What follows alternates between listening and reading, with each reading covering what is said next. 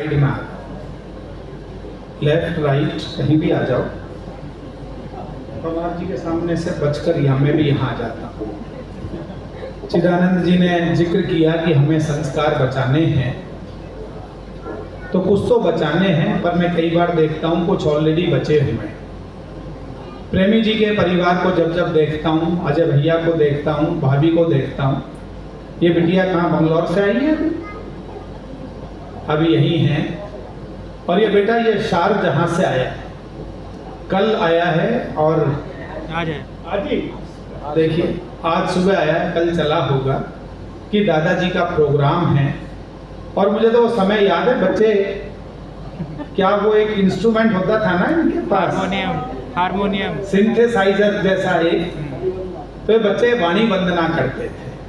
और कहीं भी भारत में रहते हैं तो इनको ये ध्यान रहता है कि या भैया याद दिला देते होंगे कि दादाजी का प्रोग्राम है। ये नहीं कहा जाता होगा कवि सम्मेलन है, कवि सम्मेलन को 100 होते हैं, लेकिन ये कहा जाता होगा कि दादाजी का प्रोग्राम है। तो बच्चों को दादा परदादा जो भी लगाएं कि उनका कार्यक्रम है, तो बच्चे उसी भाव से शामिल होते हैं।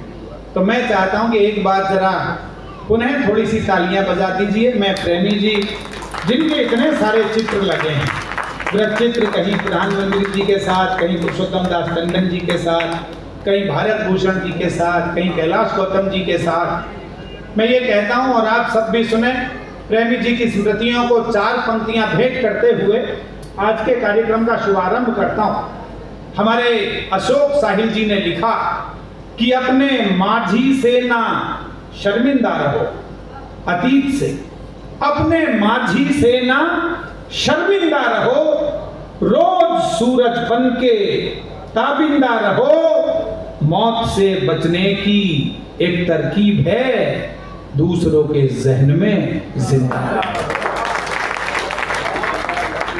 तो आज इतने समय बाद, इतने अरसे बाद यदि प्रेमी जी हम सब के जहन में घूम रहे हैं एक विचार के रूप में, तो ऐसे लोग देह से चले जाते हैं, पर विचार के रूप में हमेशा उनकी आशीष छाया हमारे साथ रहती है। मैं उन्हें प्रणाम करता हूं।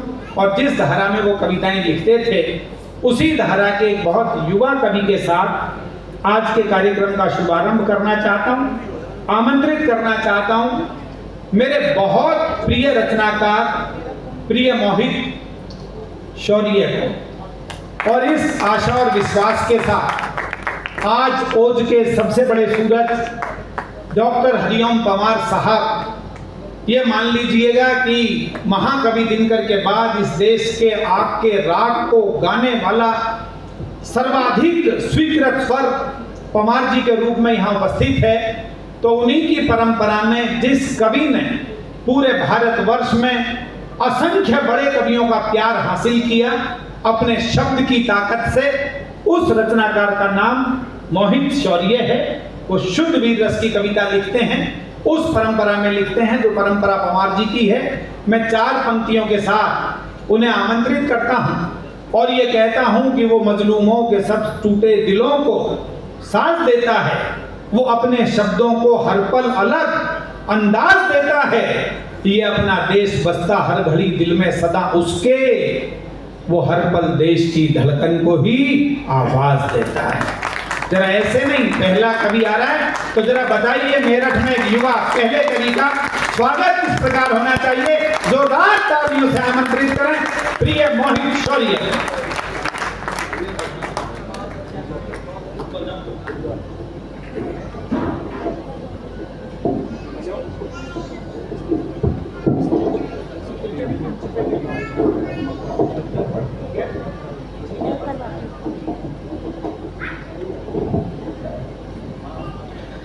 जीना सिखा दे जो वही गीता सुनाता हूँ, भावों की मन में बह रही सरिता सुनाता हूँ, ये तालियों का शोर कहीं और देखूंगा, मंच बहुत समृद्ध है कविता सुनाता हूँ। अपने शब्दों की शक्ति के सामर्थ्य से सनातन समाज और साहित्य की साधना को सकारात्मक रूप से साकार करके सफलता के शीर्ष पर स्थापित कर देने वाले सरस्वती के सबसे सामर्थ्य बेटे और बेटियां इस मंच पर बैठे हैं। मैं चाहता हूं कि एक बार और तालियों से आप उनका अभिवादन करें।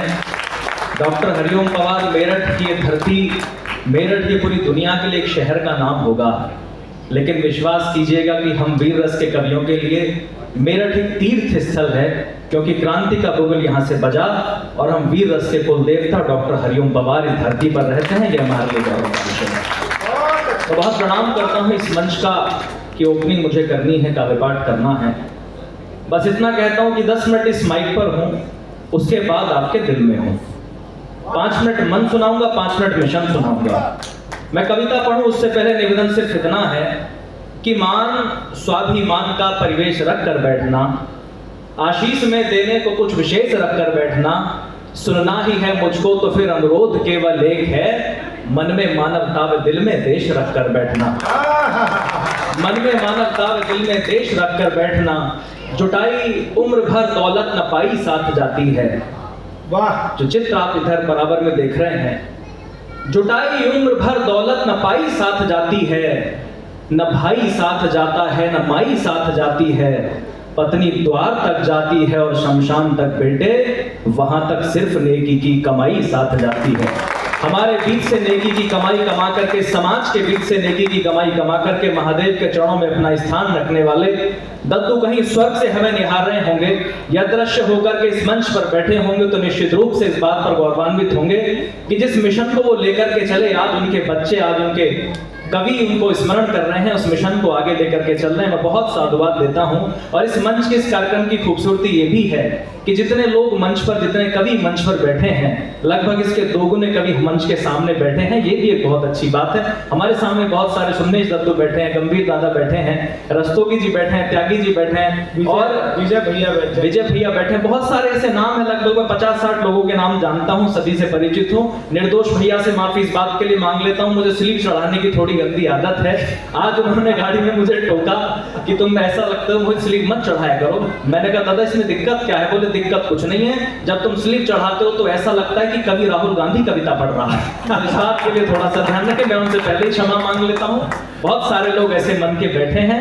और मैं घर से निकला तो माता जी ने कहा खाना क्यों नहीं खा के जा रहा? तो अक्सर कवि सम्मेलन में जाता तो भोजन करके जाता है, आज क्यों नहीं जा रहा? मैंने कहा दरअसल आज के कार्यक्रम की जिम्मेदारी श्याम मोहन जी के ऊपर है, और जहां श्याम मोहन जी हो वह ये बात तो निश्चित है कि खाना आपको बड़े आनंद के साथ पेट भर के मिलेगा। एक बार जोरदार तालियां आप श्याम मोहन जी के लिए बजाएं। मैं शुरू होना चाहता हूँ। स्वागत आइएगा। सबसे पहले अपना परिचय आपके बीच में रखता हूँ। बड़ा सहमा हुआ हूँ, जहाँ डॉक्टर हरिओम पवार पीछे बैठते हैं तो हमारी टांगे कांपती हैं। आपका आशीर्वाद मिले, आपका स्नेह मिले, कुछ अच्छा सुनाने का प्रयास करूंगा। अगर आपको लगे कि मेरा परिचय आपका परिचय है, मेरी कविता आपकी कविता है, तो दुगनी ऊर्जा से जुड़ना, मैं कुछ अच्छा सुना करके जाऊंगा। स्वागत कि भले गिरता रहा लेकिन कभी रुकना नहीं सीखा। हम डॉक्टर हरिओम पवार की कार्यशाला से निकलते हैं, जीवन में जो लिखते हैं उसको जीते हैं। कि भले गिरता रहा लेकिन कभी रुकना नहीं सीखा, खरीदी रोज खुददारी कभी बिकना नहीं सीखा, बड़े ही शौक से हमने कदम चूमे फकीरों के, बड़े ही शौक से हमने कदम चूमे फकीरों के, किसी राजा के आगे पर कभी झुकना नहीं सीखा, किसी राजा के आगे पर कभी झुकना नहीं सीखा। दद्दू का एक आदेश हुआ है, मैं उस आदेश का पालन करना चाहता हूं। मैं ग्रामीण अंचल से आता हूं, कविता चली गांव की ओर का एक मिशन भी लेकर के चल रहा हूं। मैं एक दिन अपने गांव के बाहर खड़ा हुआ था, प्रवीण दादा, एक गाड़ी आकर के रुकी, उसने पूछा है रास्ता कहां जाएगा? तो मैंने कहा जी जिंदगी जीने के जुनून तक जाएगा। अगर आपको लगे कि मैंने रास्ता सही बताया हो तो एक बार सही वाला समर्थन कर देना, इस कवि सम्मेलन का प्रारंभ कर देना, आपका मन चाहता हूं।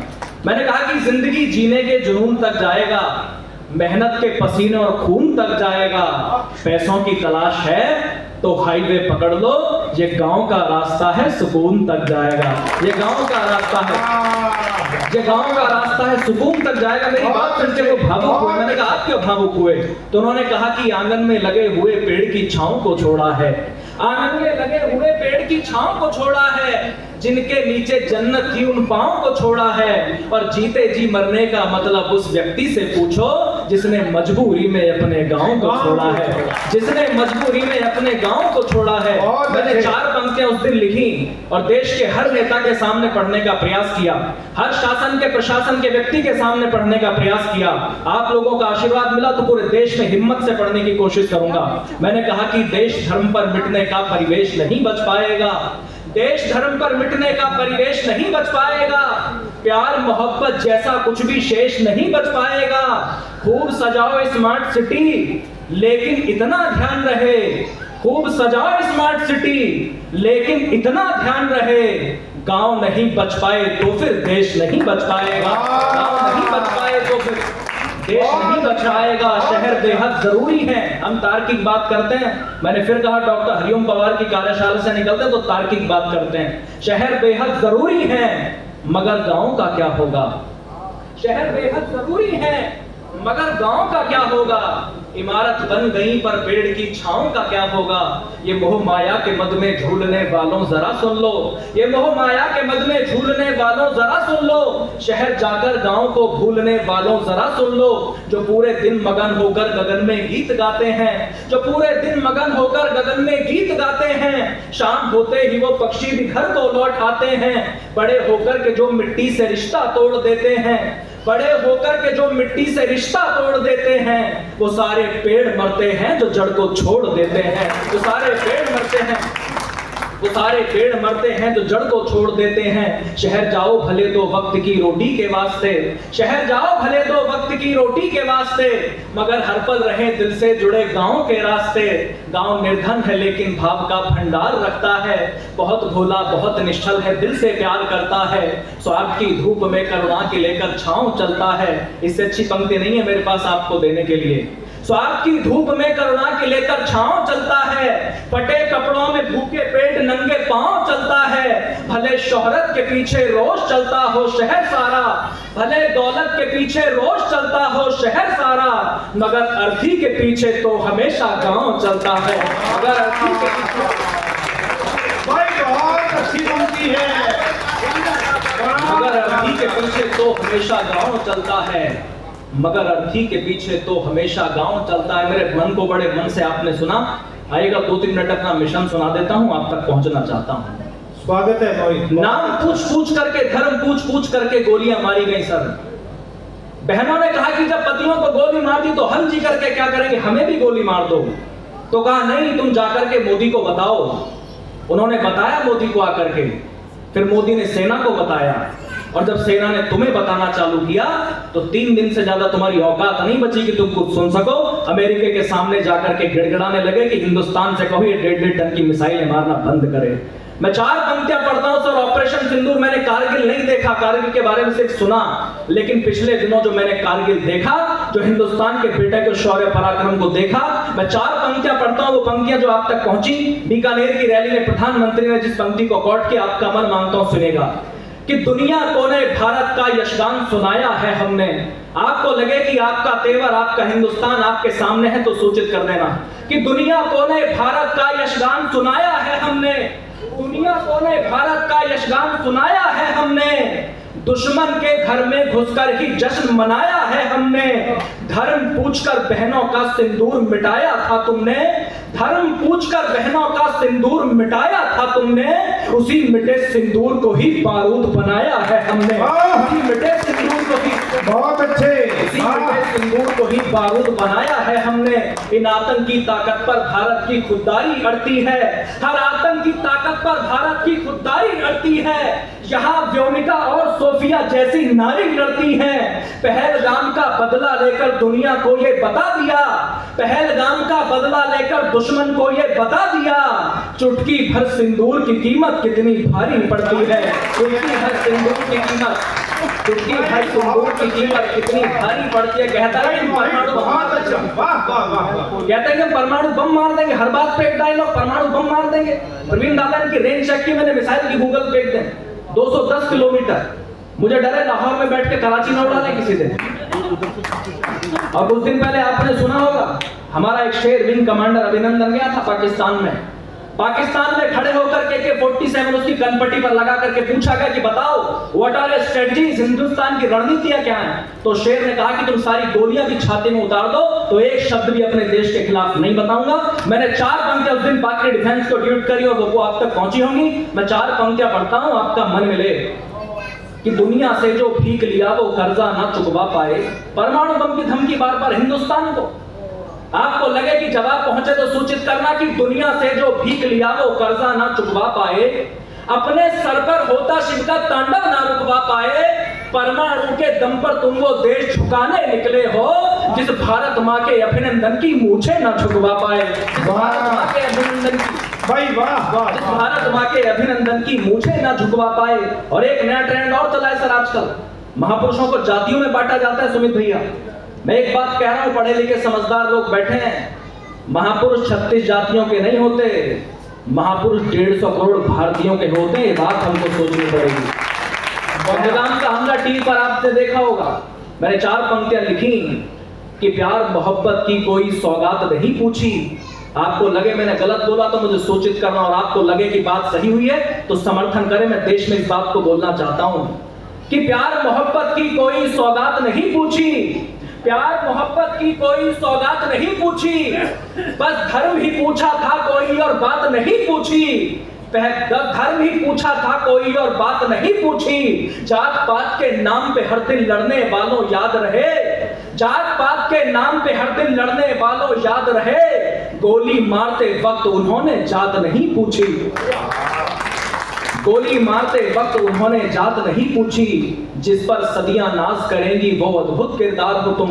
मैं बड़े लोगों को सुनना चाहता हूं, इसलिए बहुत छोटा काव्य पाठ करके बैठता हूं, आपका मन मिले कि जिस पर सदियां नाज करेंगी वो अद्भुत किरदार हो तुम, भारत माता के शेरों इस दुनिया के सरदार हो तुम। जब मां सीता का हरण हुआ तो चिंतित थी सेना सारी, बहुत अच्छा है, वाह वाह वाह वाह। थी सेना सारी, बजरंग बली की ओर सभी ने देखा फिर बारी बारी, सब हाथ जोड़कर बोले हनुमत अब तुम नभ में उड़ जाओ, विकराल समंदर लांघो मां सीता को लेकर के आओ। आदेश मिला सेना का तो हनुमत ने नैन अधिक खोले, होकर के शंकित और चकित बजरंग बली कुछ यूं बोले, मैं राम भक्त हूँ रणभूमि से मुड़ना नहीं जानता हूँ, मैं राम भक्त हूँ रणभूमि से मुड़ना नहीं जानता हूँ, पर सागर कैसे पार करूं मैं उड़ना नहीं जानता हूँ, पर सागर कैसे पार करूं भाई वाह वाह। मैं उड़ना नहीं जानता हूँ। सुनकर जवाब ये हनुमत का अंबर संग धरती डोल उठी, सुनकर जवाब ये हनुमत का अंबर संग धरती डोल उठी, फिर तान के सीना गर्जित स्वर में वानर सेना बोल उठी, हे शंकर सुवन केसरी नंदन ब्रह्मचारी है महाबली, हे राम दूत संकट मोचन है पंचमुखी बजरंग बली, हे वानर यूथपति महाकाय दीन बंधु वे महावीर, राघव पर मर मिटने वाले हैं वज्रकाय है शूरधीर, दुष्टों के प्राणों के हरता मानव रक्षा के अमर सूत्र, मुख में दिनकर रखने वाले हैं कपि श्रेष्ठ है पवन पुत्र, हर दल को बल देते हो खुद दुविधा में झूल गए हो, हर दल को बल देते हो खुद दुविधा में झूल गए हो, उड़ना तो जानते हो हनुमान बस उड़ना भूल गए हो, उड़ना तो जानते हो हनुमान, उड़ना तो जानते हो हनुमत बस उड़ना भूल गए हो।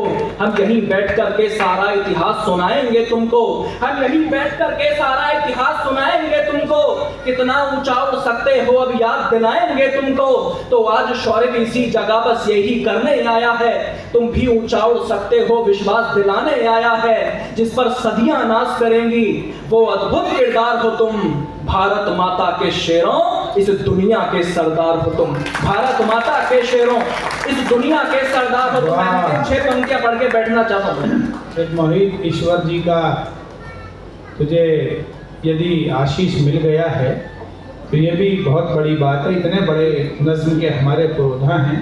एक बार निश्चित रूप से सौभाग्य का विषय है, और देखिए प्रवीण चाचा जी इस बात के गवाह हैं, मैं पिछले 15 दिन से आई फ्लू जैसी एक बड़ी बेकार सी बीमारी से जूझ रहा हूँ, जिसके लिए मुझे 8 संजीवी गोलियां खानी पड़ती हैं।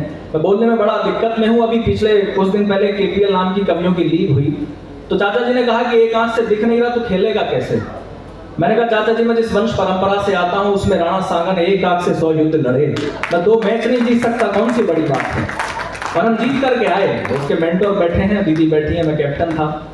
लेकिन आप सोचिएगा सर, जिनसे हमने प्रेरणा ली उसी राणा सांगा के ऊपर 2 कौड़ी का कोई नेता उनको संसद में खड़े होकर के गद्दार कहने की हिमाकत कर ले, तो आपको लगना चाहिए कि मोहित शौर्य को जवाब तो देना चाहिए। मैंने उस दिन भी कहा, आपको लगे कि मैंने सही जवाब दिया हो तो सूचित करना कि पलक झपकते वक्ष चीर दे मेवाड़ी चीता था वो, पलक झपकते वक्ष चीर दे मेवाड़ी चीता था वो, मातृभूमि की रक्षा हेतु काल कूट पीता था वो, जितनी सीटें पाकर के तुम गाल बजाने लगते हो, जितनी सीटें पाकर के तुम गाल बजाने लगते हो, इतने तो अपनी छाती पर घाव लिए जीता था वो, इतने तो अपनी छाती पर भाग लिए जीता था वो, जिस पर सदियां नाश करेंगी वो अद्भुत किरदार हो तुम।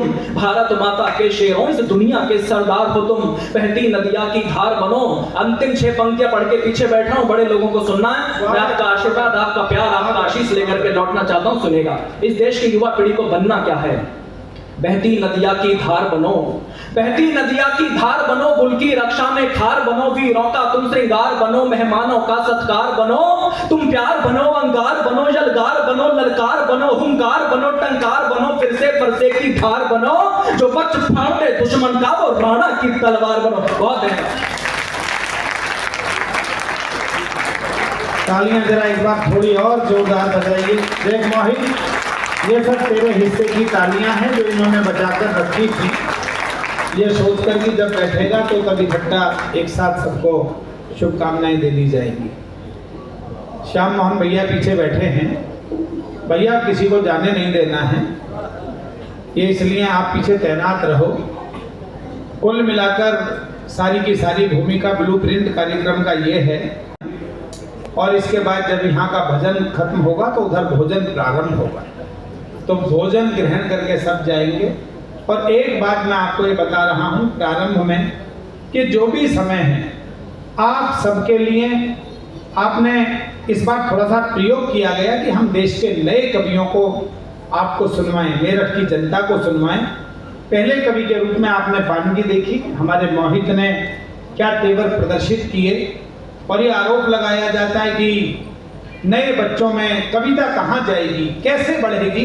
तो मैं जब सुनता हूँ मोहित को, जब सुनता हूँ प्रियंका को, तो मैं आश्वस्त होता हूँ कि हम सब सुरक्षित हाथों में शब्द की यात्रा को आगे बढ़ा रहे हैं। मैं अपनी बहुत प्यारी लाडली घर की छोटी मेरी बहन बिटिया जो भी शब्द कहूँ उसके लिए मैंने बहुत छोटेपन से, छोटी आयु से प्रियंका की शब्द की यात्रा देखी है। एक ऐसी बच्ची, बनारस की वो रहने वाली हैं, दिल्ली रहती हैं, लेकिन उन्होंने अपनी कविता में जिस संस्कार को जिया और जिस शालीनता, जिस सहजता और सरलता के साथ प्रस्तुत किया, उसने प्रियंका को एक अलग स्थान पर, एक अलग मकाम पर लाकर खड़ा किया।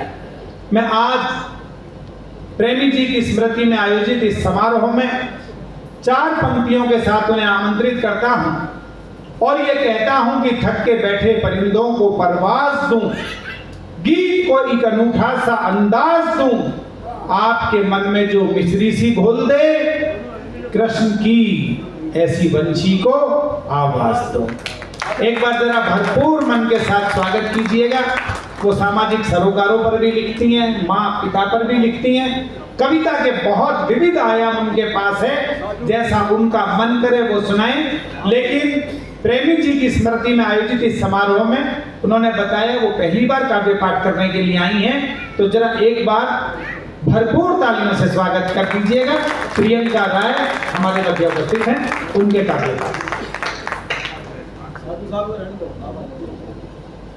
माँ गंगा का शीश लिए सृष्टि का नवल विधान बनूं, भारत माता की पुण्य धरा का मान बनूं, सम्मान बनूं। हे आदि शंकरा महादेव, इतना वरदान मुझे देना, मेरी पहचान सदा काशी, मैं काशी की पहचान बनूं। मेरी पहचान सदा काशी, मैं काशी की पहचान बनूं। मेरी पहचान सदा काशी, मैं काशी की पहचान बनूं। भारत माता को प्रणाम करती हूँ, माता धरती को प्रणाम करती हूँ, माँ सरस्वती को स्मरण करते हुए पावन समृद्ध मंच को प्रणाम करती हूँ और आप सबकी उपस्थिति को प्रणाम करती हूँ। अभी भाई मोहित ने कहा कि जब आदरणीय पवार जी मंच पे होते हैं तो हम सब जितने खुश होते हैं उतने डरे भी होते हैं। समझ में ये नहीं आता कि शुरू कहाँ से करना है, खत्म कहाँ तक करना है। और ये हमारे बेटर डरने की जरूरत नहीं है, ये तो आज तक पवार जी को खुद को समझ नहीं आया कि शुरू कहाँ करना है, खत्म कहाँ करना है। जहाँ से जी आता है उनका वो शुरू कर देते हैं, जहाँ जी आता है खत्म कर देते हैं। तो ऐसी आप भी उन्हीं का अनुकरण करो, जहाँ जी आए शुरू कर दो, जहाँ जी आए खत्म कर दो। मैं चाहती हूँ कि हमारे मोहित के और सुमित भाई के सौभाग्य के लिए तालियां बजनी चाहिए। हम इन सभी लोग के मध्य कविता पढ़ने के योग्य हो गए, या इससे बड़ा हमारे लिए कोई सम्मान नहीं है। तेज भैया को मैं बहुत सारी बधाई देती हूँ और हम इस क्षण के साक्षी बने, इस सौभाग्य को जीने का हमें अवसर मिला। भाभी भी आज पहली बार भैया को पढ़ते हुए सुनेंगे, इसके लिए भी एक तालियां बजती है। भाभी तो इसलिए आई है कि किसका घर में सम्मान नहीं है उसका बाहर जाके देखूं है या नहीं है।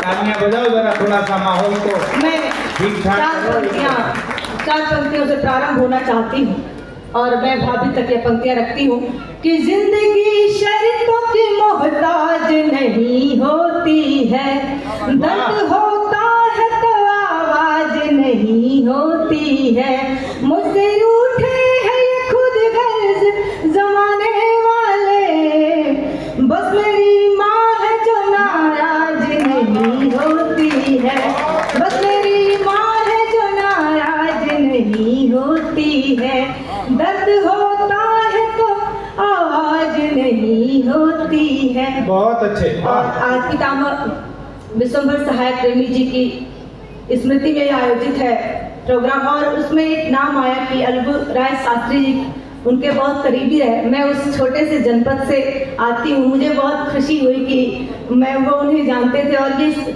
हमारा ये सौभाग्य है कि हम उनकी स्मृति में आयोजित इस कवि सम्मेलन का हिस्सा हो पाए। मैं परिचय की पंक्तियों से जुड़ती हूँ और अपनी यात्रा पूरी करते समय एक गीत तक पहुँचूंगी। स्वागत प्रियंका, बहुत अच्छा सुना रहे। मैं पावन तमसा की बेटी, बसने को बनारस घाट मिला है, यहो भाग्य मेरा मुझको इस भरत भूमि का ठाट मिला, मैं वाल्मीकि का प्रथम छंद गंगा की अमृत कहानी हूँ, है गर्व मुझे अति गर्व मुझे कि मैं एक हिंदुस्तानी, है गर्व मुझे अति गर्व मुझे कि मैं एक हिंदुस्तानी, तन घाट बनारस के जैसा मन पावन गंगा का जल, डमरू का निनाद आंखों में हया का काजल, मैं भाव बुद्ध सा लिए हुए कबीरा की अमृत बानी हूँ, है शौर्य जहाँ पर जन्म लिया वह झांसी वाली रानी, है शौर्य जहाँ पर जन्म लिया वह झांसी वाली रानी हूँ।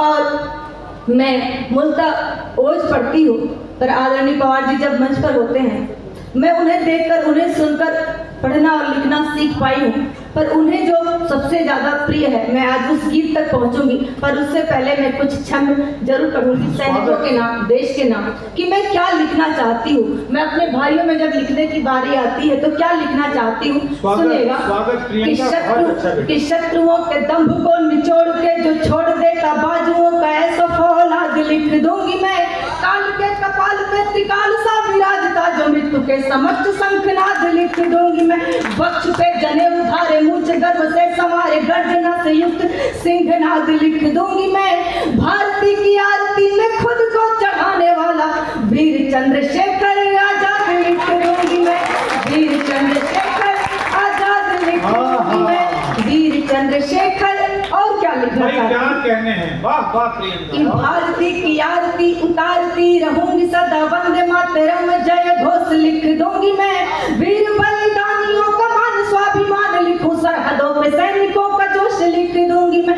रक्त से ही कीमती स्वतंत्रता मिली है हमें, हम तेरे दृष्टि की जुबानी लिख दूंगी मैं, शौर्य से सुसज्जित धरा को जो निहारोगे तो शौर्य से सजी कुर्बानी लिख दूंगी मैं, शौर्य से सजी।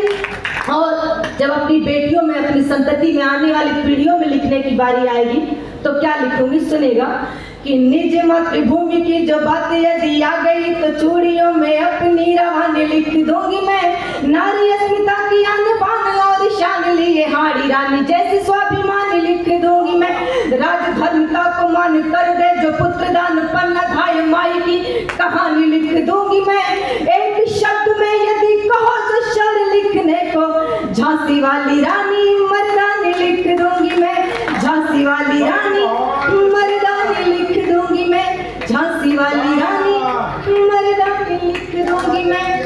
और कल कारगिल विजय दिवस को 26 वर्ष हो जाएंगे। एक हमसे ही जाए एक देश ने हमें समय समय पर इतना परेशान किया। आने वाले अभी आज गुरुजी कह रहे थे कि काल की नए संस्कार की जरूरत है, वैसा ही उस देश के साथ हमें एक अनुभूति रही है कि हम जितना भी चाहे मैत्री भाव रखने का, उससे हमें कष्ट होता ही रहा है।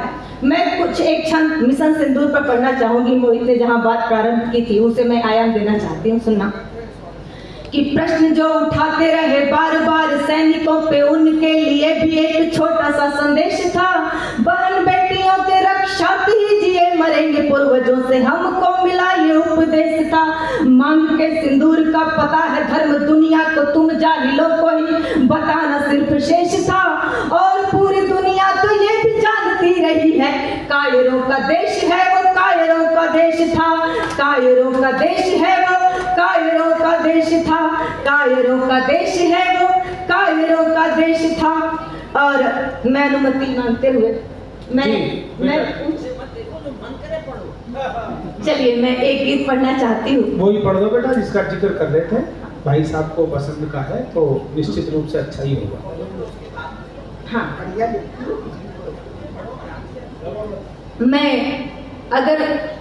मैं अपने पिता की बात करूं जिन्होंने मुझे इस जीवन में लाए, अगर उनके अतिरिक्त हम अगर कभी सम्मेलनों की दुनिया में अपने पिता की भूमिका में किसे देख पाते हैं, ओम नंदिनी अगर किसी को अपने पिता की भूमिका में किसी रूप में देख पाती है तो वो आदरणीय हरिओम पवार जी होते हैं। मैं चाहती हूँ मेरे पिता के लिए एक बार जोरदार तालियां बजे। श्याम भाई सब पीछे बैठे हैं। सुनील भैया ये गीत आपको अच्छा लगेगा, आप पहले भी सुन चुके हैं, पर यह गीत आदरणीय प्रवीण भैया को भी बहुत पसंद है और मेरे तो भावों का गीत है। बहुत मन का, सुनाओ बेटा। अपने पिता की आंखों में एक ख्वाब को पलते देखा है, हम बच्चों की खातिर उनको मीलों चलते देखा है। अपने पिता की आंखों में एक ख्वाब को पलते देखा है, हम बच्चों की खातिर उनको मीलों चलते देखा है। मैं किसान की बेटी हूँ तब पंक्तियाँ पढ़ती हूँ। माघ महीने की ठंडी हो चाहे जेठ दोपहरी, भादों की बरसात हो चाहे बिजली कड़के गहरी, खेत की कच्ची पगडंडी पे, खेत की कच्ची पगडंडी पे उन्हें टहलते देखा है, हम बच्चों की खातिर उनको मीलों चलते देखा है। और जो कुछ भी संस्कार है इन बड़े लोगों से, अपने पिताओं से हमें मिला है कि बड़े बड़े ऋषियों मुनियों की हमको कथा सुनाते, नीति और अनीति की बातें आदर्शों में बताते, हर रिश्ते में सहज भाव से, हर रिश्ते में सहज भाव से उनको ढलते देखा है, हम बच्चों की खातिर उनको मीलों चलते देखा है। और माँ जब परेशान हो जाती थी या प्राय जब माँ परेशान हो जाती है तो पिता कैसे समझाते हैं, यही भाव सहेजने का प्रयास किया। सुनेगा कि सारे सपने करेंगे पूरे हम दोनों के बच्चे, एक दिन नाम करेंगे रोशन करके काम कुछ अच्छे। सारे सपने करेंगे पूरे हम दोनों के बच्चे, एक दिन नाम करेंगे रोशन करके काम कुछ अच्छे। माँ के हाथों में विश्वास का, माँ के हाथों में विश्वास का जुगनू मलते देखा है, हम बच्चों की खातिर उनको मीलों चलते देखा है। और किन परिस्थितियों में रहते हुए पिता एक परिवार को संचालित करता है। मैंने उस कष्ट को, उस तकलीफ को देखा है। और सामने मेरे जीवन साथी प्रांजल बैठे हैं। आज हम एक 6 साल के बच्चे के माता पिता हैं, तो हम महसूस कर पाते हैं कि हम आज इतने संसाधनों में होते हुए भी अपने बच्चे को लेकर कितने ज्यादा पजेसिव हैं। तो उस दौर में हमारे माता पिता ने हमें कैसे पाला होगा। तब यह पंक्तियां पढ़ती हूँ। स्वागत स्वागत स्वागत। काल चक्र ने कई कई रंग दिखाए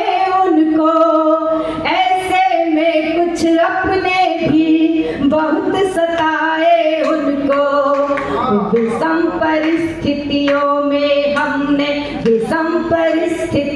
में हमने उन्हें संभलते देखा है। विषम परिस्थितियों में हमने उन्हें संभलते देखा है।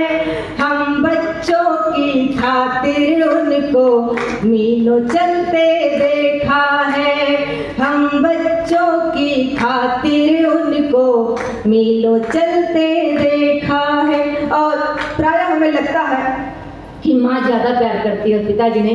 तब राजेश भाई साहब यह पंक्तियाँ पढ़ती हूँ और सारे भ्रम को तोड़ते हुए कि शैतानी हद से बढ़ जाती तभी डांटते जोर से। ऐसे में पिताजी अक्सर हमको लगे कठोर से। शैतानी हद से बढ़ जाती तभी डांटते जोर से। ऐसे में पिताजी अक्सर हमको लगे कठोर से। बिटिया को डोली में बिठाकर मोम सगलते देखा है। बिटिया को डोली में बिठाकर जिस दिन मुझको विदा किए थे मोम सगलते देखा है। हम बच्चों की खातिर उनको मीलों चलते देखा। एक बार पूरा सदा अपने पिता की आंखों में एक ख्वाब को फलते देखा है। हम बच्चों की खातिर उनको मीलों चलते देखा है। हम बच्चों की खातिर उनको मीलों चलते देखा है। और ये था मन का गीत। मैं 2 मिनट का और समय लेकर एक मिशन का गीत पढ़ देती हूँ अपने भाई की तरह। और आदरणीय पवार जी के सानिध्य में हम पढ़ रहे हैं तो हम उनके जैसा पढ़ना, उनकी ऊर्जा को खुद में महसूस करना चाहते हैं, वैसा सीखना चाहते हैं। मैं एक गीत पढ़ना चाहती हूँ, आप सबकी अनुमति हो तो एक तालियों से आदर्शित करें। स्वागत जन जन के जननायक जनगण मन का जय जय गान करो। जन जन के जननायक जनगण मन का जय जय गान करो। वंदे मातरम वंदे मातरम वंदे मातरम ध्यान करो। वंदे मातरम वंदे मातरम वंदे मातरम ध्यान करो। संस्कार मर्यादा वाली हम परिपाटी भूल रहे राणा चेतक को हल्दी घाटी भूल रहे। स्वतंत्रता के हवन कुंड में लाखों लाख जवानी है। भगत सिंह शेखर सुभाष इसमें झांसी की रानी है। भगत सिंह शेखर सुभाष इसमें झांसी की रानी है। शत शत नमन करो वीरों को, शत शत नमन करो वीरों को, वीरों पर अभिमान करो। वंदे मातरम वंदे मातरम वंदे मातरम ध्यान करो। वंदे मातरम वंदे मातरम वंदे मातरम ध्यान करो।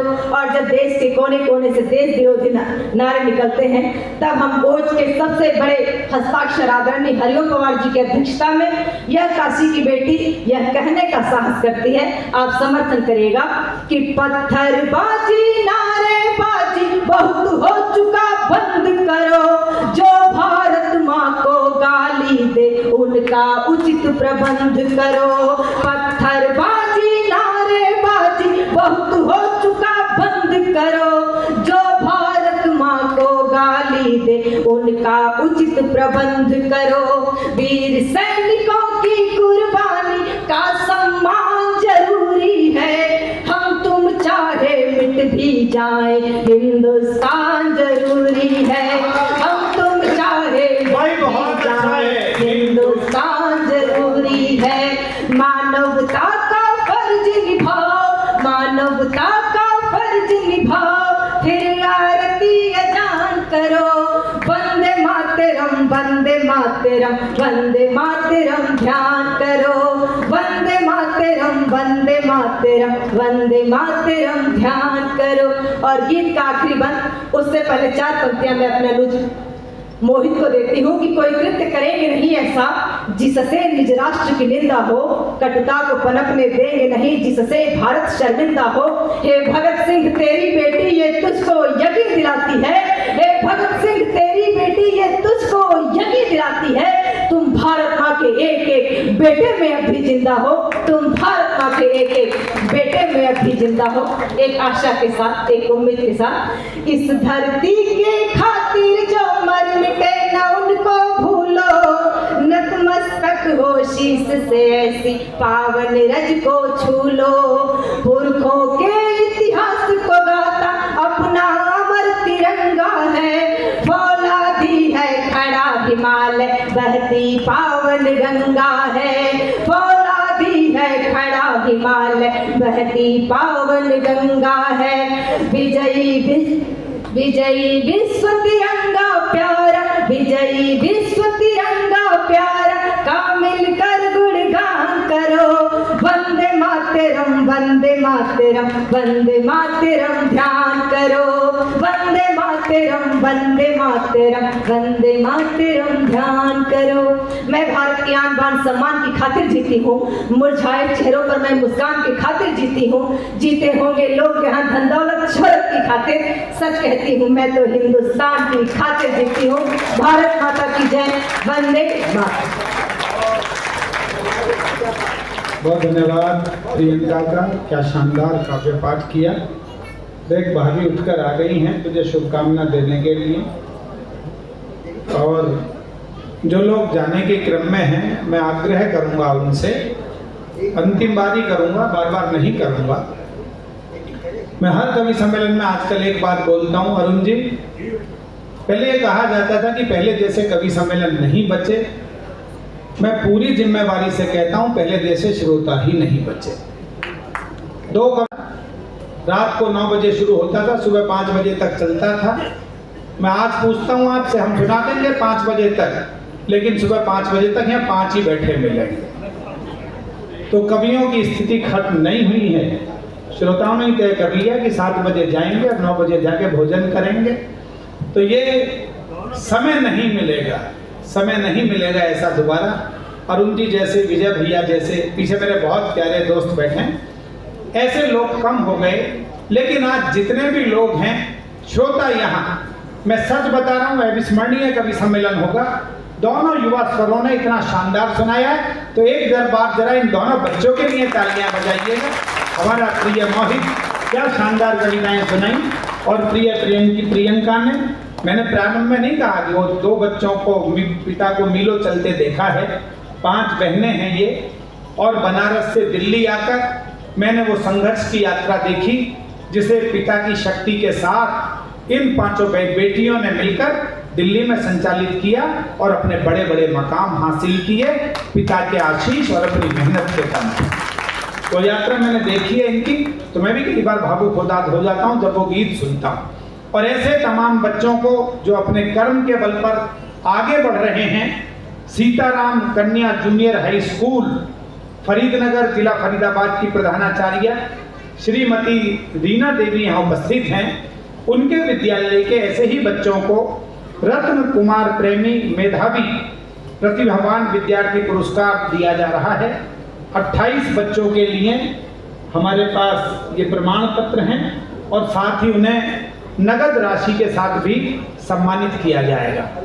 ये पुरस्कार बच्चों को स्कूल में भेंट किए जाएंगे, लेकिन मैं प्रधानाचार्य महोदया से आग्रह करूंगा कि रीना देवी जी मंच पर आ जाएं और उन सब बच्चों के लिए ये प्रमाण पत्र और जो उन बच्चों की पुरस्कार राशि है, मैं चाहूँगा कि पवार जी, अजय प्रेमी भैया और हमारे गोविंद जी अपने कर कमलों से ये राशि एक बार मैडम तक पहुंचा दें। बाकी स्कूल में अलग से पहुंचकर बच्चों को हम सम्मानित करेंगे। ये प्रतीक के रूप में प्रमाण पत्र उन्हें भेंट किए जा रहे हैं।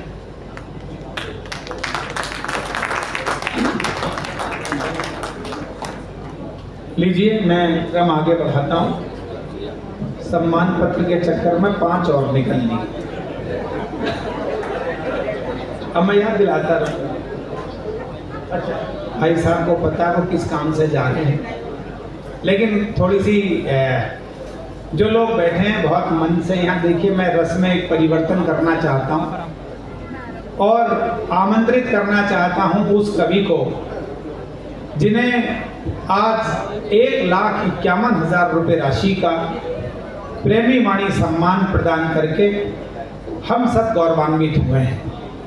मजाक में मैं चाहे कुछ भी कह लूँ, लेकिन तेज नारायण शर्मा बेचैन मेरे प्रारंभिक दिनों की यात्रा के वो कवि हैं जिन्हें मेरे बड़े भाई होने का मैं गौरव महसूस करता हूँ। और स्थिति यह है कि यदि हम कवि सम्मेलन की यात्रा में होते हैं और 10 कवि होते हैं तो ये तेज फोन करके कह देता है कि बाकी को जाने दे, रात को कमरे में रुकेंगे, गपशप करेंगे। और हम क्या गपशप करते हैं कि दोस्ती के बीच में टोपी नहीं आनी चाहिए तेज, इसको सिर पर लगा लेते। वो कवि जो आज खुद टोपी लगाकर बैठे हैं, लेकिन ना जाने कितनों की टोपी उन्होंने उतारकर एक तरफ रखवा दी। तालियां बजा दीजिए, व्यंग्यकार का यही काम है। वो दूसरे की, विजय प्रेमी भैया वो टोपी उतार भी देते हैं, टोपी पहना भी देते हैं। अद्भुत कवि हैं। और मैंने आपको बताया मध्य प्रदेश में कस्बा है जोरा से चले वो मुरैना आए और मुरैना से ग्वालियर में तक की यात्रा में उन्होंने पूरे देश दुनिया को व्यंग की शब्द की यात्रा करवाई।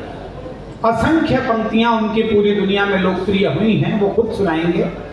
लेकिन मैंने कहा आपको, माणिक वर्मा जी और अशोक चक्रधर जी के बाद इस देश में सर्वसम्मति से स्वीकार किया जाने वाला, अनुज मैं ठीक बोल रहा हूं, व्यंग का सर्वाधिक सिद्ध कवि आज इस सम्मान के साथ हमारे बीच उपस्थित हैं।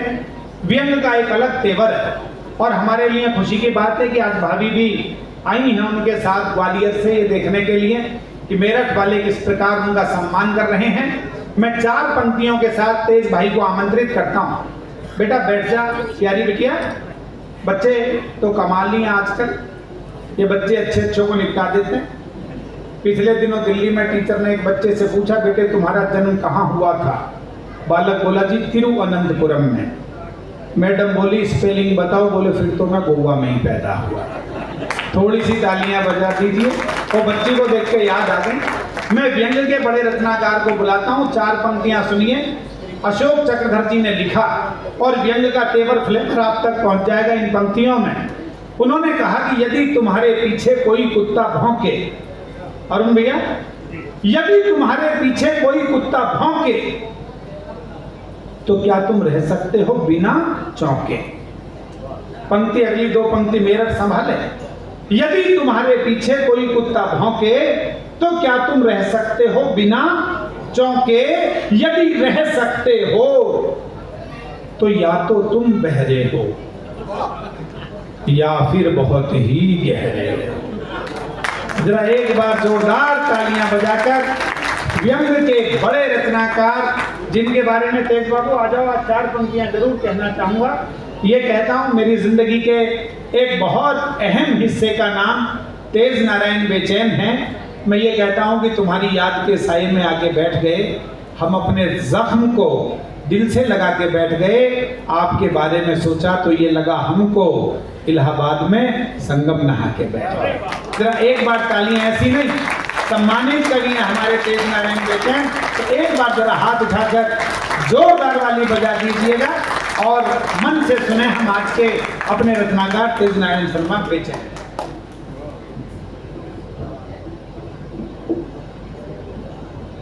आप सभी की उपस्थिति को प्रणाम करता हूं। मेरठ शहर का प्रेमी परिवार का ऋणी हूं मैं कि उन्होंने मुझे आज इस पुरस्कार के योग्य समझा। मेरे जीवन में डॉक्टर हरिओम पवार जी एक संपूर्ण पालक संघ की तरह रहे हैं। मैंने जब से मेरठ की धरती पर कदम रखा है तब से मैं रोमांचित हूं कि आज ये मेरठ शहर मेरे जीवन में क्या करने जा रहा है।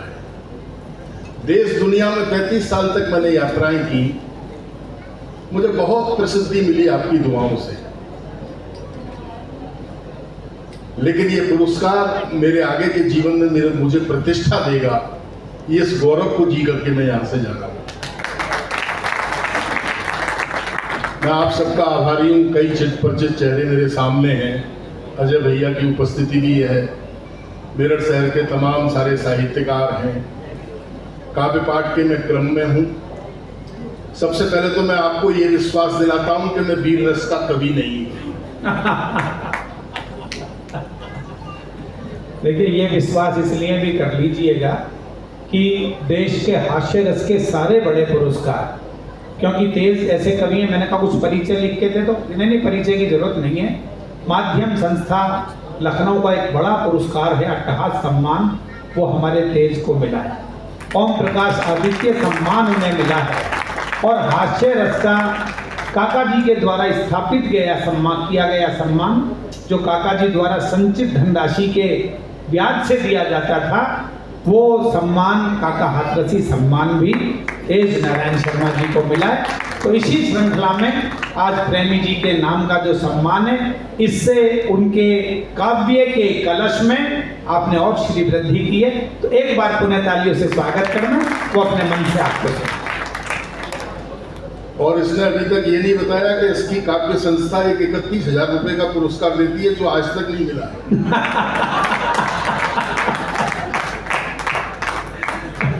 उसकी राशि जब हो जाएगी 51 वो भी मिलेगा। ये मेरे जीवन का इतना जघन्य मित्र है कि इसके रहते हुए मुझे शत्रुओं की आवश्यकता नहीं।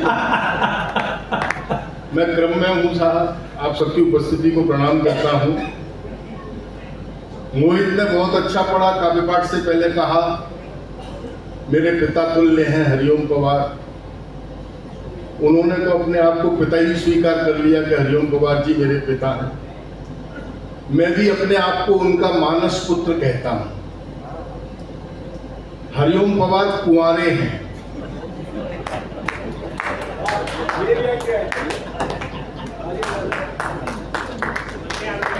ताली हम मत बजाना, ताली तो जो कहने जा रहा हूं उस पर बजाना।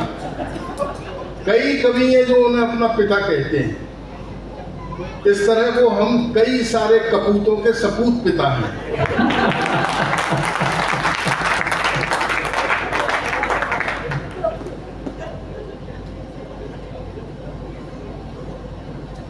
मैं व्यंग का विद्यार्थी हूं।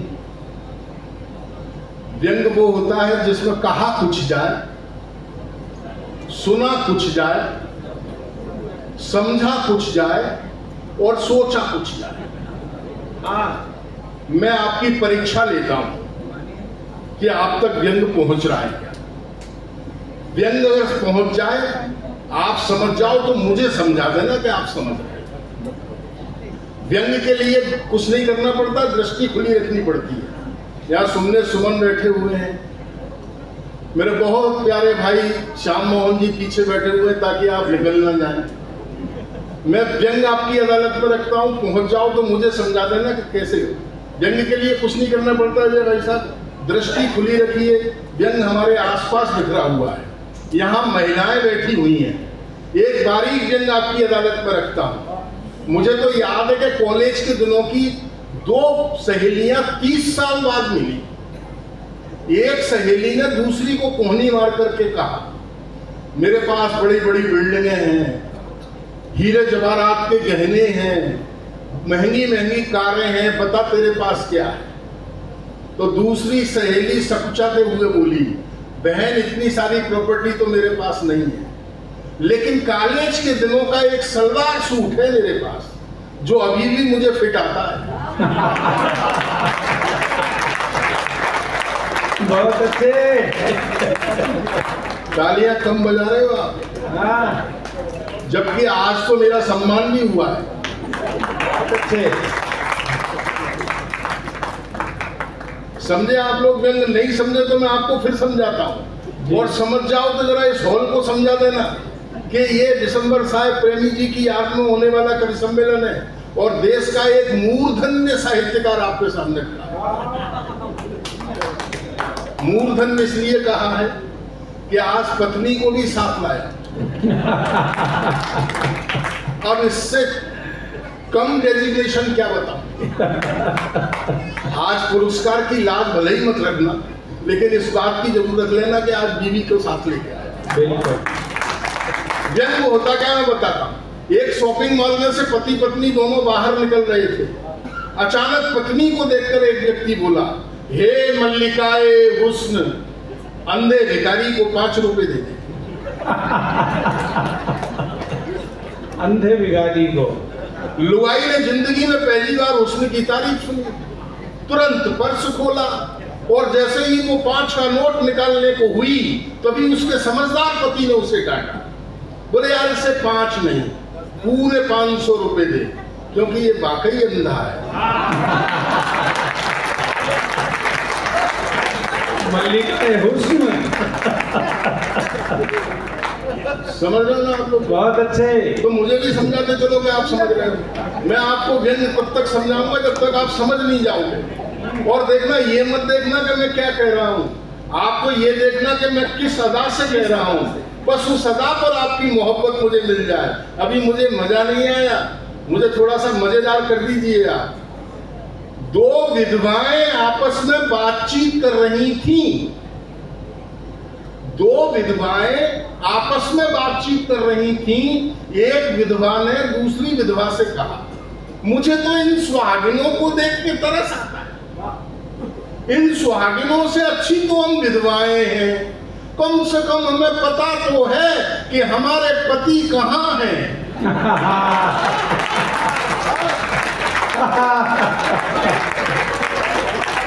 तेजू बहुत अच्छे। पीछे वालों तालियां नहीं बजाओगे क्या? समझ गए ना आपकी? एक एक व्यक्ति की समझ में आ रहा है ना? अच्छा, जिनकी समझ में नहीं आया मैं उनको फिर समझाता हूं। बिल्कुल। आप तो बस ये देखो मैं किस अदा से कह रहा हूँ। ये तमाम सारी बातें कर दी। सरकारों पे आरोप लगते रहते हैं, सरकारें कुछ नहीं कर रही, सरकार ये नहीं कर रही, सरकार वो नहीं कर रही। ऐसे दुनिया भर की समस्याएं गिनवा दी। देश में कोई समस्या नहीं है। देश में अजय भैया जो मूल समस्या है वो मैं आपको बताता हूँ क्या समस्या है। मैंने जब हिंदू का चेहरा लगाया तो मुझे मुसलमानों ने पीटा। मैंने जब मुसलमान का चेहरा लगाया तो मुझे हिंदुओं ने पीटा। बाद में मैंने सिख का चेहरा लगाया तो मुझे हिंदू और मुसलमान दोनों ने मिलकर पीटा। आखिरी में मैंने एक खूबसूरत औरत का चेहरा लगाया, फिर तीनों ने एक दूसरे को पीटा।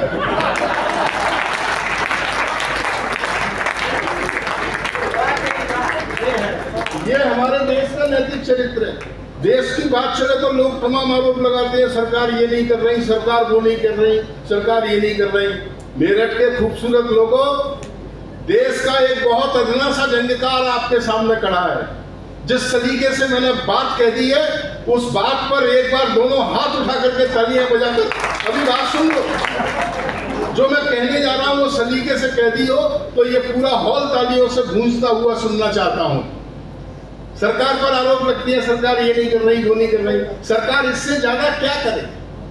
सरकार ने अभी पिछले दिनों 3000 करोड़ रुपए खर्च करके सरदार वल्लभ भाई पटेल की 142 मीटर ऊंची मूर्ति बनवा दी और दुनिया के सारे स्टैचू एक झटके में छोटे कर दिए।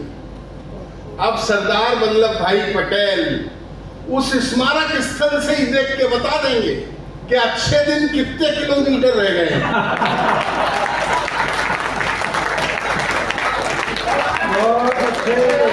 तालियां कम है, जरा जरा थोड़ा मुझे रहना चाहिए। बहुत अच्छे।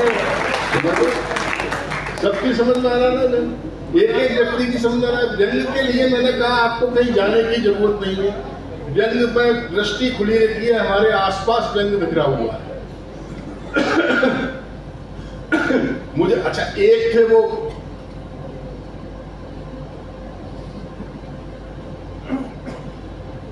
Bear Grylls.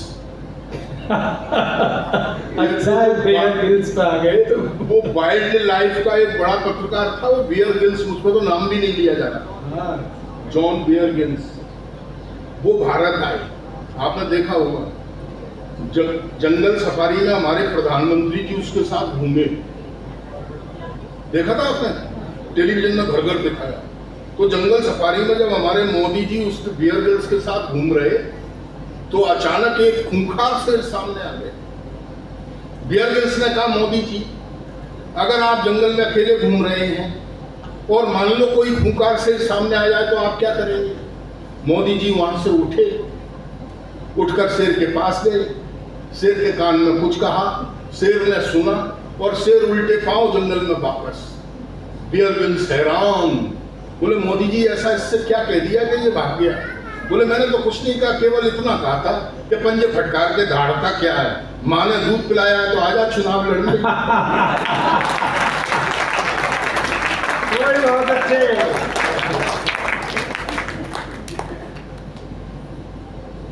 और एक है हमारे लाला रामदेव।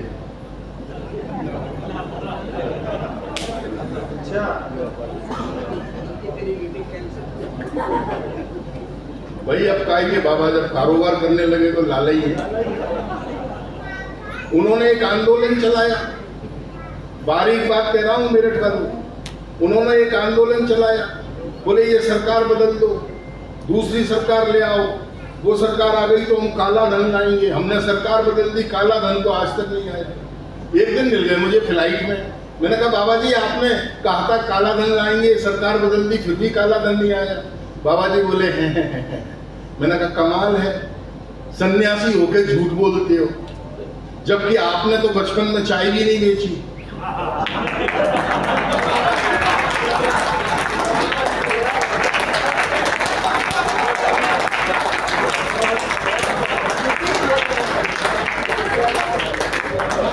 अब शुरू होता तेज नारायण शर्मा, काला धन तो नहीं आया देश में, 8 चीते आ गए।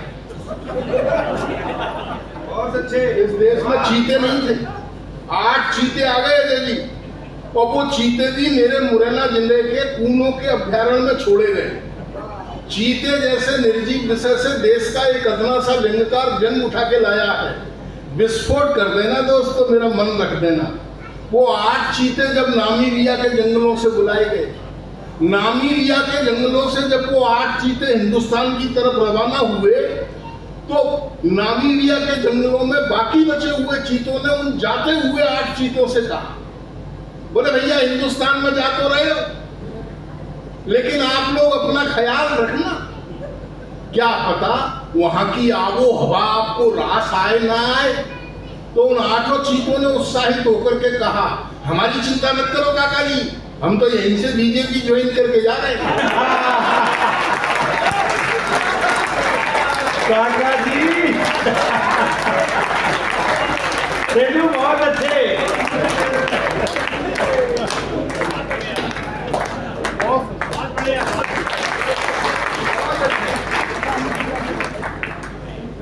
इनका भी क्या भाग्य है, इनकी इतनी औलादों में से एक ही सपूत निकली।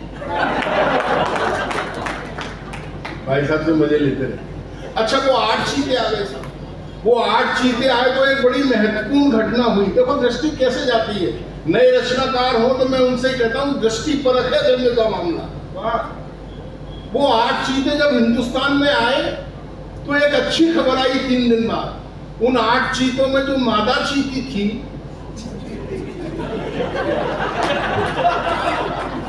उसने यहां आकर के 4 शावकों को जन्म दिया।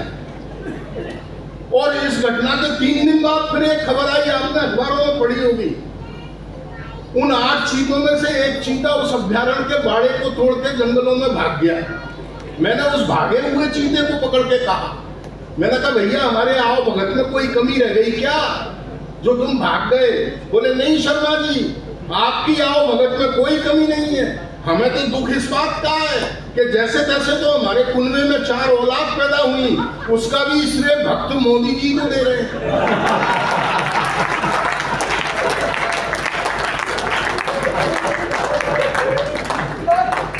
और मेरे प्यारे दोस्तों, एक व्यंग्यकार की जहां फिर नजर गई है, उस नजर पर मोहब्बत मिल जाए। वो जब 8 चीते आए तो अखबारों ने लिखा इन चीतों के खान पान का विशेष ध्यान रखा जाएगा। मध्य प्रदेश के कान्हा किसली उद्यान से इनके लिए हिरन मंगाए जाएंगे, राजस्थान के जंगलों से सांबर और चीतल मंगाए जाएंगे। मैंने उन चीतों से कहा, देखा भारत सरकार आपका कितना ख्याल रख रही है। वो चीते बोले, शर्मा जी ख्याल को मारो गोली, हम सरकार से तय करके आए हैं, खुराक टाइम पे मिलनी चाहिए, वरना हमारा कोई भरोसा नहीं है, हम राहुल गांधी की यात्रा में भी शामिल हो सकते हैं।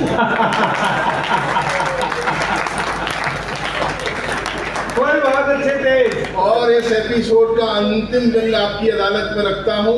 75 साल के लोकतंत्र के गाल पर अगर मैंने तमाचा मार दिया हो तो मुझे मोहब्बत देना।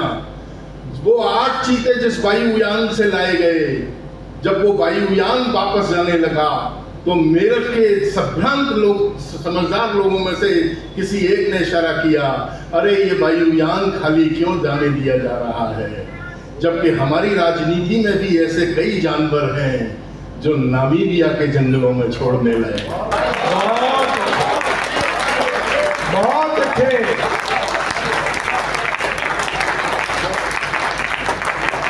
बहुत अच्छे। मैंने आपसे निवेदन किया, व्यंग को होता है जिसमें कहा कुछ जाए, सुना कुछ जाए, समझा कुछ जाए, सोचा कुछ जाए। मैं क्रम में हूँ, मेरा मन कर रहा है कि मैं आपको एक अच्छी कविता सुना दूँ, क्योंकि हिंदुस्तान के जो औसत दर्जे के श्रोता होते हैं वो इस सभागार में नहीं है। मैं जानता हूँ मेरठ के लीजेंड लोग यहाँ बैठे, यदि मन हो तो गांधी जयंती थाने में वो सुना दूंगा मैं। हाँ। लेकिन एक इसकी फरमाइश पूरी कर दूंगा, लेकिन एक रचना मेरे मन की सुन लीजिए। जी स्वागत। मेरी एक रचना है लाल किला। लाल किला और उसके बाद में गांधी जयंती भी। देखिए क्या होता है, कोई कविता ऐसी होती है जो एक कवि को पूरे देश में पहचान दिलाती है और उसके बाद में वो 50 कविताएं लिखता है, वो भी लोकप्रिय होती हैं। ये देश की इन दिनों की बहुत लोकप्रिय कविता है, लेकिन गांधी जयंती थाने में उनके प्रारंभिक काल की रचना है। तो वो रचनाकार जिसका हमने सम्मान किया, इन दिनों की भी रचना सुनिए और वो रचना भी सुनिए उसके बाद, जिसने देश को तेज ना लाए। मैं अपने आदर्श डॉक्टर हरिओम पवार जी के शहर में हूँ। जी भैया। डॉक्टर हरिओम पवार ने जिस व्यक्ति को पुरस्कार के लिए चुन लिया, मैं समझता हूँ उस रचनाकार का जीवन सार्थक हो गया। बिल्कुल बिल्कुल। आप सब जानते हैं कि इस हिंदुस्तान में पुरस्कार लिए जाते हैं। मैं सौभाग्यशाली हूं कि उन्होंने ये पुरस्कार मुझे दिया है। मैं उनके शहर में हूं तो आज मैं जरा अतिरिक्त भावुक हूं। एक कविता आपको सुनाता हूं, लाल किला। लाल किला हर साल एक भाषण देता है। 76 साल हो गए हमें वो भाषण सुनते सुनते।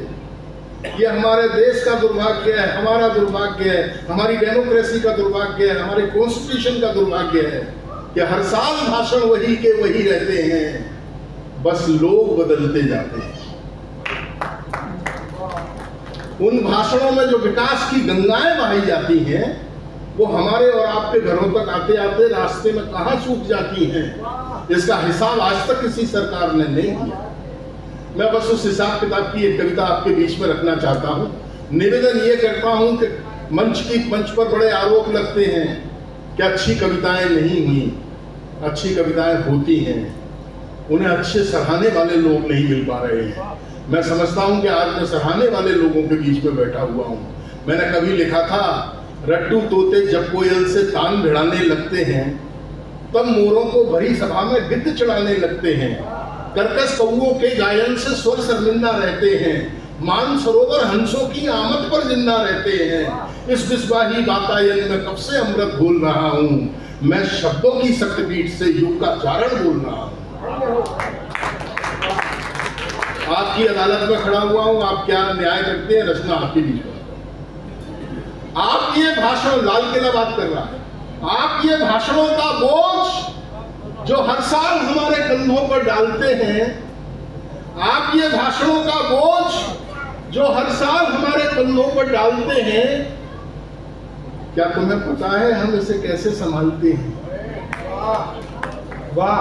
आजादी, आजादी सिर्फ समर्थ लोगों की सामर्थ्य का एक सालाना जलसा है जो हजामत बनवाकर खुद को जटायु प्रमाणित कर देने का ढोंग जानते हैं। आप ऐसे ही लोगों के मर्यादा पुरुषोत्तम हैं, आपको तो हम खूब पहचानते हैं। तालियां मत खूब बजा दीजिए।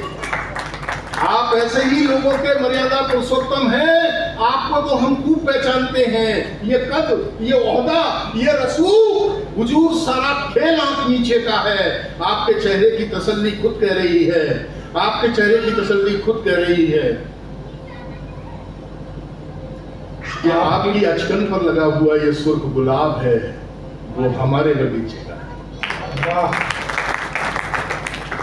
ये कद, ये ओहदा, ये रसूख, हुजूर सारा खेल आप नीचे का है। आपके चेहरे की तसल्ली खुद कह रही है कि आपकी अचकन पर लगा हुआ ये सुर्ख गुलाब है, ये हमारे बगीचे का है। कमाल है, कमाल है, हमारा बगीचा आज भी जिंदा है अपने ही पसीने पर, और ये महकते हुए गुलाब आपके सीने पर।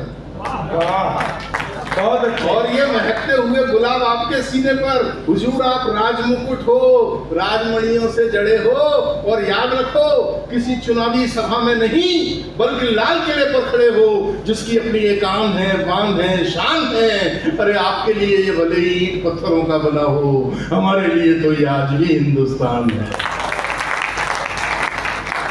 आपके लिए ये भले ही ईंट पत्थरों का बना हो, हमारे लिए तो ये आज भी हिंदुस्तान है। इस पर खड़े होकर आप अपनी राजनीतिक महत्वाकांक्षाओं को घसीट रहे हैं। हम पिछले 75 सालों से अपना माथा पीट रहे हैं।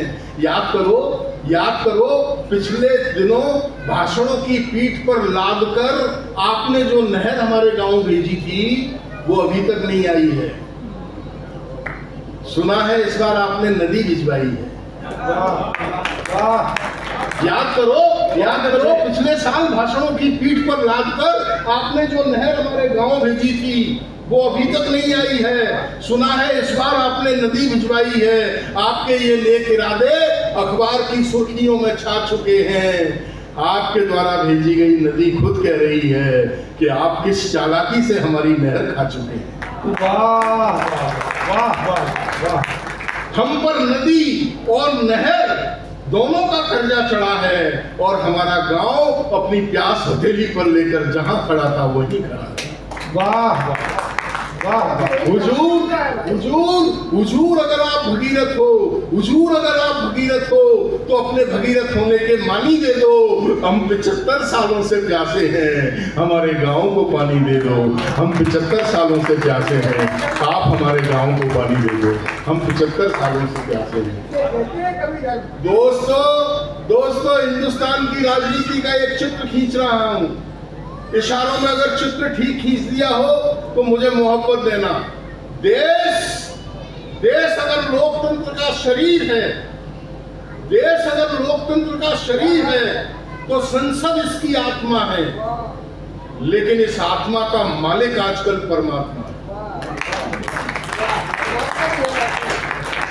देश अगर लोकतंत्र का शरीर है तो संसद इसकी आत्मा है, लेकिन इस आत्मा का मालिक आजकल परमात्मा है। सभासद ऐसे ऐसे कर्तव्य दिखा रहे हैं। चिड़ियाघर और सर्कस वाले भी सीखते आ रहे हैं। आजाद भारत के अंदर अपने जीवन की कविता की सर्वश्रेष्ठ पंक्तियां देश के वरेण्य कवि हरिओम कुमार जी को सौंपता हूं। आजाद भारत के अंदर गांधी जी छोड़ के गए थे 3 तरह के बंदर। गांधी जी के जाते ही बंदरों की मौज हो गई, देखते ही देखते फौज हो गई। बंदर भी समझ गए कि गांधी का बंदर होना कितना फायदे का धंधा है। यही कारण है कि हर बंदर की अपनी एक किस्किंदा है।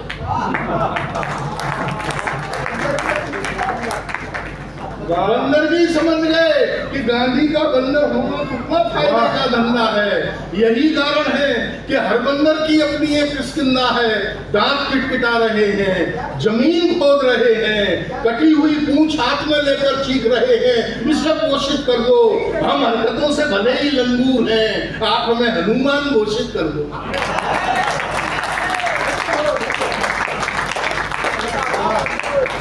आप हाथ पिटपिटा रहे वाह। हैं, जमीन खोद रहे हैं, कटी हुई पूंछ हाथ में लेकर चीख रहे हैं, इसे पोषित कर दो।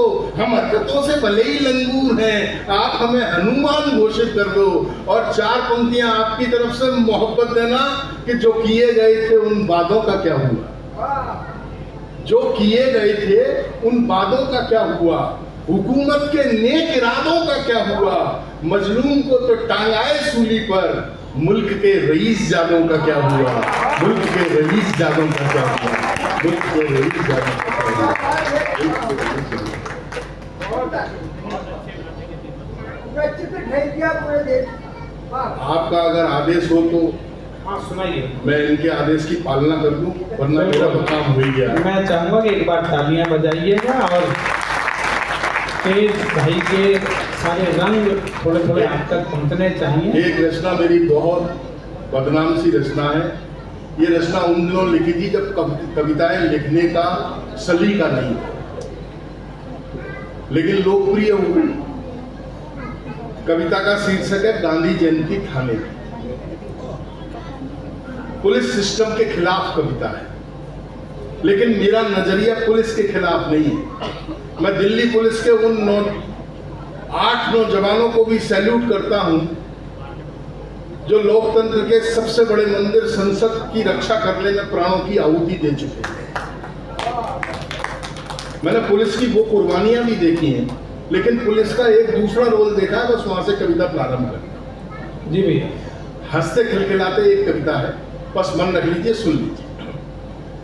बैठ जाओ भाई साहब, बस आपके खाने के बीच में मैं ही हूं। क्या सुमित और हम क्या सलाद हैं बीच में? अभी कुमार जी भी। अच्छा, हम्म।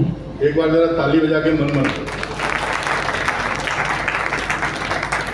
इसमें एक शब्द आएगा कोतवाली, आप लोग समझते तो होंगे ना, पुलिस स्टेशन को कहते हैं। टेलीफोन की घंटी घंघनाई, टेलीफोन की घंटी घंघनाई, मैंने रिसीवर उठाकर कहा कौन है भाई, बात प्रारंभ हो गई गाली से, हम समझ गए फोन है कोतवाली से। वाह वाह, तालियां बजाते रहो। बहुत अच्छी कविता है, वाह। टेलीफोन की घंटी गनगनाई, मैंने रिसीवर उठाकर कहा कौन है भाई, बात प्रारंभ हो गई गाली से, हम समझ गए फोन है कोतवाली से। 2 फूल का उड़न खटोला एक दरोगा टाइप का मुझसे बोला, कौन बोल रहे हैं आप? मैंने कहा मैं बेचैन हूं भाई बाप, शर्म करो, खुदा से डरो, शिष्टाचार के किस दुराग्रह को सह रहे हो, मुझ जैसे घटिया आदमी को आप कह रहे हो। वाह, मुझ जैसे घटिया आदमी को आप कह रहे हो। प्यारे, पुलिस का मूल मंत्र है, वैसे भी ये लोकतंत्र है, यहाँ पापियों के पाप को पाप नहीं कहते, और पुलिस वाले कितनी भी मुसीबत में हो, आम आदमी को कभी आप नहीं कहते। बहुत अच्छे, बहुत अच्छे। पुलिस वाले कितनी भी मुसीबत में हो, आम आदमी को कभी आप नहीं कहते। शिष्टाचार, वो भी इतना निशंक, अरे वो पुलिस डिपार्टमेंट के नाम पर कलंक, भूल से भी किसी पुलिस वाले ने आम आदमी को आप कह दिया तो सच मानना मुझे ऐसा लगता है जैसे सरेआम बाप को बाप कह दिया। सरकारी आलू छोला, दरोगा मुझसे बोला, पुलिस के शिष्टाचार को मत तकिए। मैंने कहा काम क्या है बकिए? वो बोला हमारे डिपार्टमेंटली मैं थाने में, यानी शहर के पवित्र थाने में, कल गांधी जयंती मनाने का प्रयोजन है, साथ में दारू है, डैश डैश डैश भोजन है। आप तो इस समाज की साफ सुथरी छवि हैं, सुनने में आया है प्रसिद्ध कवि हैं, आपकी तरक्की में हमारे डिपार्टमेंट का बहुत बड़ा हाथ है, पुलिस और कवि का तो चोली दामन का साथ है। अरे हम फरेबी ही सही मगर यथार्थ हैं, आपकी कविताओं के कच्चे पदार्थ। अरे हम फरेबी ही सही मगर यथार्थ हैं, आपकी कविताओं के कच्चे पदार्थ हैं। पुलिस और कवि के पुराने रिश्ते को निभाओ प्यारे, कल सुबह थाने चल जाओ। 4 पंक्तियों में इस पूरे सिस्टम को गाली देता हूं। मेरा गाली देने का तमीज और तहजीब पसंद आ जाए तो तालियां देना भरपूर। दरोगा जी चुप हो गए अपनी बात भोंक कर, लेकिन श्रीमती जी बोली चौंक कर, क्या सुन रही हूं? गांधी जयंती, वो भी थाने में, यानी खुशबूदार अगरबत्ती गुसलखाने में।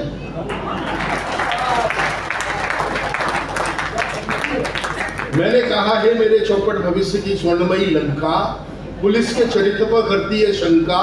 अरे पुलिस जब ठान लेती है तो जैसी औरतों के सैकड़ों बयान लेती है, और बयान देते देते अच्छी अच्छी सतियों के जिस्म थक जाते हैं। कई अबलाओं के बयान तो थाने में ही पक जाते हैं, कई अबलाओं के बयान तो थाने में ही। श्रीमती जी की अपने मौलिक विचारों से एकदम फाइट हो गई।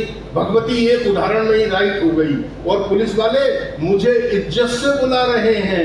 इसी स्वप्न में खोए खोए उस रात हम पूरे राष्ट्रीय सम्मान के साथ सोए।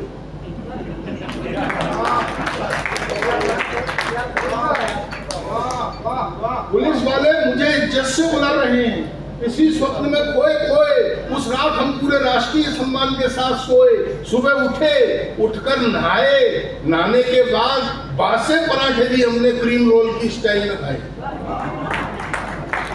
तभी श्रीमती जी की मुस्कान में लिपटी इतर की काड़ी आ गई, और इधर सड़क की छाती पर अपना चरित्र रगड़ती पुलिस की गाड़ी आ गई।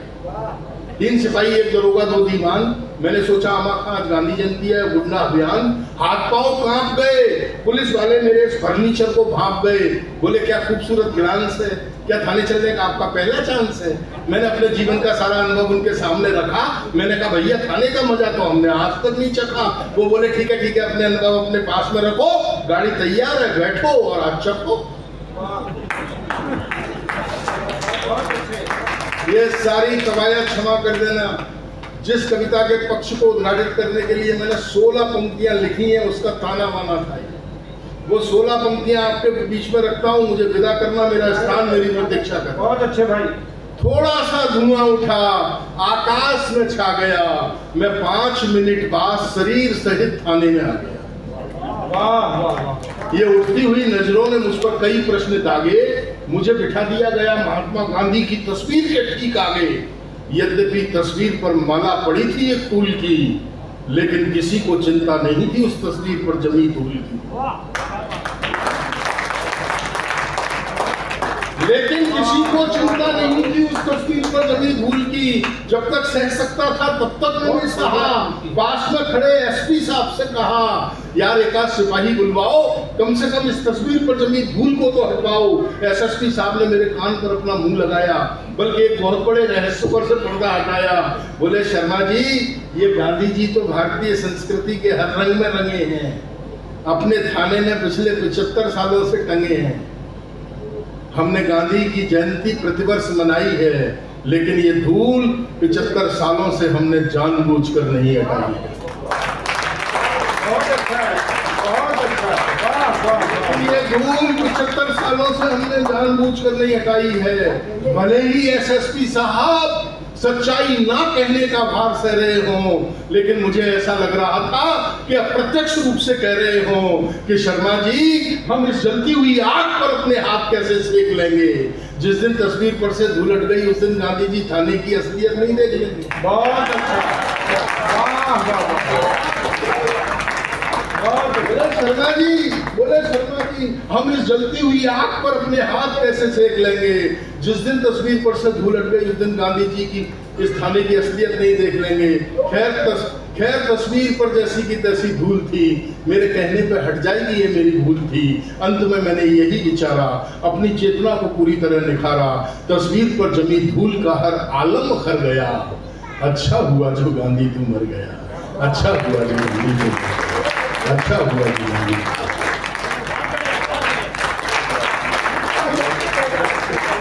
देखिए तालियां जरा मिलकर बजा दीजिए। यादव साहब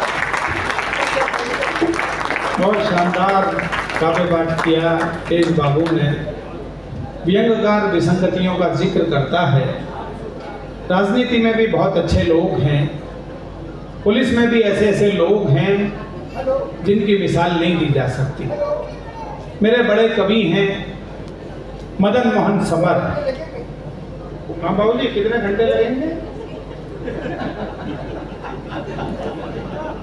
इतना तो तेज नारायण ने भी नहीं बोला जोर से जितने में बाबूजी बता रहे। बाबूजी इतनी जोर से तो बिना फोन के भी आवाज घर पहुंच जाएगी कि 2 घंटे लगेंगे। तालियां थोड़ी सी बजा दीजिएगा। मेरा मन करता है बीच में थोड़ा सा वार्तालाप करने आ जाता हूँ। तेज ने भी जिक्र